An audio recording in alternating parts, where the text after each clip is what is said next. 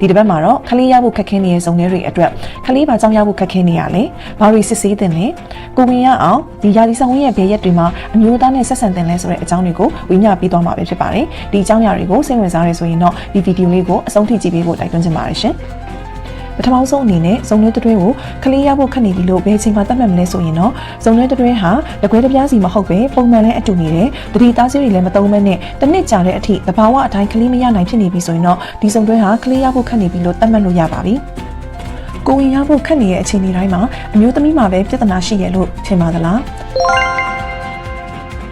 းအဖြေကတော့လုံးဝမဟုတ်ပါဘူးရှင်ကလေးမရတဲ့အကြောင်းအရာတွေကိုလေ့လာကြည့်တဲ့အချိန်မှာအမျိုးသားပြဿနာကြောင့်မရတာသုံးပုံတစ်ပုံအမျိုးသမီးပြဿနာကြောင့်မရတာသုံးပုံတစ်ပုံတစ်ခါတလေမှာအကြောင်းရှာလို့မရပဲကလေးမရနိုင်ဖြစ်နေရတယ်လည်းရှိတတ်ပါတယ်ဒါဆိုရင်ဒီပုံမျိုးကိုကြည့်ကြရအောင်ဒါကတော့အမျိုးသားနဲ့ဆက်ဆံတဲ့မွေးလန်းကြောင်းပဲဖြစ်ပါတယ်ဒါကတော့ကိုဝင်ဆောင်ရင်ကလေးလေးနေတဲ့တအိမ်ပဲဖြစ်ပါတယ်ဒီကတော့ဥပျော်နှစ်ဖက်နဲ့ဥအိမ်နှစ်ဖက်ပဲဖြစ်ပါတယ်ကိုဝင်တစ်ခုအောင်မြင်မြင်တတိအောင်မြင်စောင့်နိုင်ဖို့ဆိုတာကအချက်၄ချက်နဲ့ပြည့်စုံရပါတယ်နံပါတ်1အမျိုးသမီးမွေးလန်းကြောင်းတွေကိုဝင်လာမယ်အမျိုးသားတုပ်ဖို့ဒီအားကောင်းမှုလိုပါတယ်နံပါတ်2အမျိုးသမီးရဲ့ဥအိမ်ကလည်းလစဉ်မမျိုးဥကြွေပြီးဖို့လိုပါတယ်နံပါတ်3ဒီမွေးလန်းကြောင်းကနေတက်လာတဲ့တုပ်ဖို့နဲ့မမျိုးဥလေးတွေ့ရမယ်ဥပျော်လန်းကြောင်းကလည်းပွင့်နေဖို့လိုပါတယ်နံပါတ်4မျိုးအောင်ပြီးသားတတိယလည်းတအိမ်နိုင်ရမှာကတ်နိုင်မှုတအိမ်ကျမ်းမာဖို့လိုပါတယ်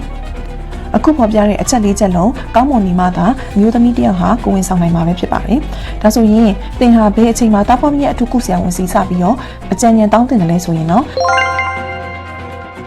ကလေးရဖို့ခက်နေတာတစ်နှစ်ကြာနေပြီဆိုရင်တော့စတင်စစ်ဆေးတင်ပါပြီ။အကယ်၍အမျိုးသမီးဟာအသက်35နှစ်ကျော်တဲ့သူဖြစ်နေမယ်ဆိုရင်တော့တစ်နှစ်ကြာတဲ့အထိမဆောင်ပဲစောစောစီးစီးတိုင်ပင်ဆွေးနွေးတင်ပါတယ်။ဒါဆိုရင်ဘာတွေစစ်ဆေးရမလဲဆိုရင်တော့နံပါတ်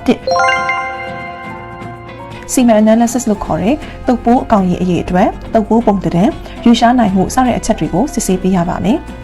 ဒီလိုစစ်ဆေးကြည့်လိုက်လို့တုပ်ပိုးအားနည်းနေပြီလို့တွေ့ရှိပြီဆိုရင်တော့တဲ့အမျိုးသားဟာဆေးလိပ်အရက်ကွန်းရသုံးဆွဲသလားပချိတ်ရောင်ယောဂဖြစ်ဘူးသလားတုပ်ပိုးအားနည်းစေတဲ့ဆေးတွေကိုရေရှည်တောက်သုံးနေရမျိုးရှိသလားအောက်ခံပေါင်းပြီးနိုင်လွန်အပူအချက်တွေကိုနေ့စဉ်ဝတ်သက်သလားပူတဲ့ပတ်ဝန်းကျင်မှာအလုံးလုံးတဲ့လူလားဥပမာအကြော်ပူနားမှာအကြော်ကြော်တဲ့လူမျိုးနောက်ပိုးသက်စေဓာတ်မြေဩဇာဆေးတွေနဲ့နေ့စဉ်ထိတွေ့ရတဲ့လူဖြစ်သလားအစရှိတဲ့တုပ်ပိုးအားနည်းစေတဲ့အကြောင်းအရာတွေကိုပြန်လည်ဆန်းစစ်ကြည့်ဖို့တော့လိုပါမယ်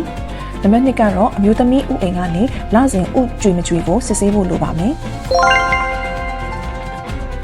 ဒါဆိုရင်အမျိုးသမီးတယောက်ဥကြွေမကြွေကိုအကြမ်းမြင့်ဘယ်လိုသိနိုင်မလဲဆိုရင်တော့အမျိုးသမီးတယောက်ဟာလစဉ်ရာသီမှန်မှန်လာနေသေးရဲ့ဆိုရင်တော့အကြမ်းမြင့်အပြင်အဲ့အမျိုးသမီးဟာဥကြွေနေရလို့သတ်မှတ်လို့ရပါတယ်ဘလူလူတွေကမှန်မှန်ဥမကြွေတယ်လဲဆိုရင်တော့အသက်35နှစ်ထက်ကြီးရဲ့လူစိတ်လိပ်အရက်တောက်သုံးတဲ့လူပိန်လုံးဝလွန်စိတ်ဖိစီးမှုများတဲ့လူမဟော်မုန်းကြားဟော်မုန်းကမောက်ကမဖြစ်တဲ့ PCOS ရောဂါရှိတဲ့လူဥအိမ်ထဲမှာမမျိုးအရေးအတွက်လုံလုံလောက်မပါတဲ့လူတွေကတော့မှန်မှန်ဥမကြွေတတ်ပါဘူးအရင်တစ်ပတ်မှာလည်းအမျိုးသမီးတွေရာသီသွေးမှန်မှန်မလာရင်တွဲတွေ့ရတတ်တဲ့ PCOS ရောဂါအကြောင်းကိုရှင်းပြပေးထားအောင်လို့ပြန်လည်နားထောင်လို့ရဆိုရင်လည်းအပေါ်က link မှာဝင်ရောက်လေ့လာလို့ရပါတယ်ရှင်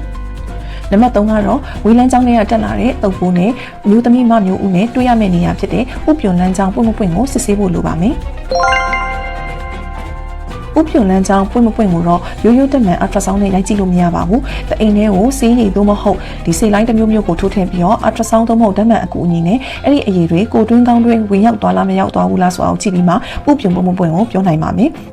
ဥပျော်ပိတ်တက်တဲ့အကြောင်းအရာတွေကတော့အရင်တုန်းကကိုဝင်ဖြတ်ချပြီးပိုးဝင်ဘူးတဲ့လူပိုက်ထဲမှာပြည်တင်တာဖြစ်ဘူးတဲ့လူတအိမ်ခဏခဏရောင်ဘူးတဲ့လူမြင့်ရက်ခဲတဲ့ယောဂဖြစ်တဲ့ endometriosis ရှိတဲ့လူတွေမှာပိတ်တက်ပါတယ်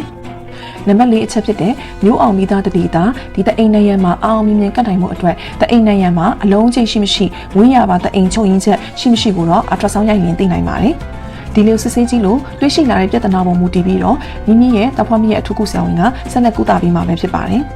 အကယ်၍မိမိမှာကလေးမရနိုင်တဲ့အကြောင်းချင်းရာတစုံတရာမရှိပါဘဲနဲ့သင်ဟာကလေးရဖို့ခက်နေမယ်ဆိုရင်တော့နောက်တစ်ခုဖြစ်နိုင်တာကတော့အမျိုးသားနဲ့အမျိုးသမီးနဲ့အတူနေတဲ့ရက်မှန်မှန်တာလည်းဖြစ်နိုင်ပါတယ်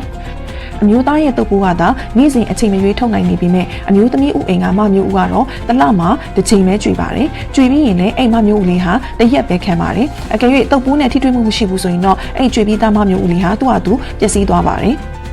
ဒါဆိုရင်ဥကြွေမဲ့ရက်ကိုအကြမ်းမြင့်ဘယ်လိုသိနိုင်မလဲဆိုရင်တော့အမျိုးသမီးတစ်ယောက်ရဲ့ရာသီဆက်ဝန်းထဲကနေ14ရက်နှုတ်လိုက်ရင်ကျန်တဲ့ရက်သည်ဥကြွေမဲ့ရက်လို့မှန်းလို့ရပါတယ်ဥပမာပေးရမယ်ဆိုရင်သင်ဟာ28ရက်တခါရာသီလာတက်တဲ့လူဖြစ်မယ်ဆိုရင်တော့28ထဲကနေ14နှုတ်အဖြေ14ရပါတယ်အတိတ်ပဲကတော့ရာသီစလာတဲ့ရက်ကနေ14ရက်မြောက်ရက်သည်ဥကြွေမဲ့ရက်လို့အကြမ်းမြင့်မှန်းလို့ရပါတယ်